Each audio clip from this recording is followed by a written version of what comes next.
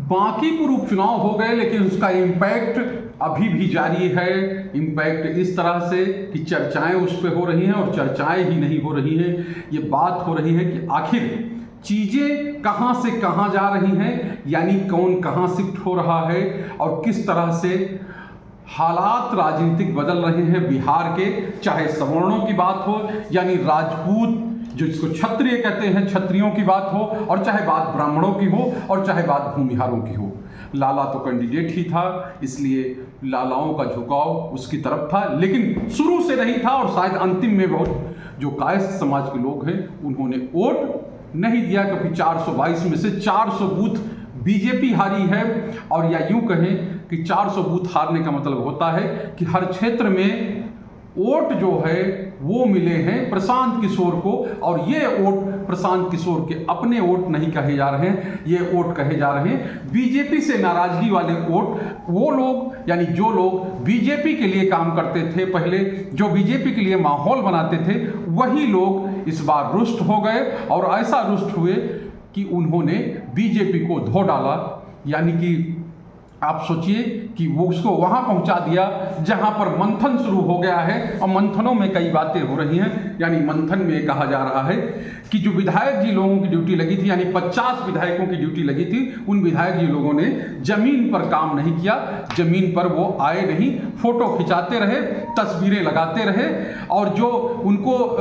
साहित्य दिया गया था पार्टी की ओर से, साहित्य का मतलब कि 8-8, 10-10 पेज का, 20-20 पेज का एक प्रोफार्मा दिया जाता है कि इस क्षेत्र में आप जिस बूथ पे जाइएगा वहाँ पे कितने वोटर हैं, वोटरों को तो लिस्ट होता है, और उसके अलावा कि ये प्रमुख लोग हैं, ये नाराज लोग हैं, ये लोग जो है प्रभावशाली वोट हैं, ये झुग्गी वाले लोग हैं, ये दुकान वाले लोग हैं, ये लिट्टी वाले लोग हैं, ये चाय वाले लोग हैं, ये मिठाई वाले लोग हैं। इनसे आप जाके मिलिएगा और इनको अपने पक्ष में कीजिएगा। वो सब लिस्ट लगता है धरी की धरी रह गई, क्योंकि आप सोचिए रविशंकर प्रसाद जिनको लेकर यानी केंद्रीय मंत्री रहे हैं, अभी भी सांसद हैं, बड़े नेता हैं, पार्टी का पक्ष रखते हैं, बड़े वकील हैं, प्रवक्ता, मैंने बताया ही प्रवक्ता वो पार्टी के हैं। बड़ा संकट आता है तो सामने आकर खड़े होते हैं, लेकिन उनके ही बूथ से बीजेपी जो है वो हार गई। यही नहीं, हार गए वो वहाँ से भी जहाँ से सहकारिता मंत्री यानी कि जमीनी नेता माने जाते हैं, उनकी बूथ से भी हार गए, रामकृपाल यादव के बूथ से। रामकृपाल यादव वो नेता हैं जो घर घर और जन जन के नेता जिनको कहा जाता है, हालांकि इससे पहले वो चुनाव भी हारे थे। लेकिन आप सोचिए कि क्या हालात बन गए हैं, किस तरह की चीज़ें हो गई हैं, और अब ये कहा जा रहा है ये बदलता हुआ बिहार है, बिहार ने अपना संदेश दे दिया है। अब इस संदेश को कोई कैसे भी देखे, भले ही बीजेपी के नेता ये कह रहे हैं कि भले ही हम हार गए लेकिन बांकीपुर के लोग हमारे हैं। अब सवाल ये है कि उन लोगों के साथ जिनको ये नहीं लगता है कि हम आरएसएस में रहे हैं, हम बीजेपी में रहे हैं, हमने उनका झंडा ढोया है, और हम 1-2 दिन नहीं सालों झंडा ढोते रहे, लेकिन हमको मिला क्या, हम ठगे क्यों गए, हम परेशान क्यों हैं, ये सवाल उनके हैं। और इन सवालों का जवाब शायद जब तक नहीं मिलेगा तब तक ना जो झंडा ढोने वाले वापस आएंगे, ना उसके लिए कहें माहौल बनाने वाले वो वापस आएंगे। और यही हाल आरजेडी का भी है। आरजेडी का भी जो कोर वोटर है MY समीकरण है, यानी कि मुस्लिम जो है सीधे खिसक गया। सब्जी बाग की बात होती है, सब्जी बाग में उस दिन उत्सव जैसा माहौल था, और वोट जो है वो आपको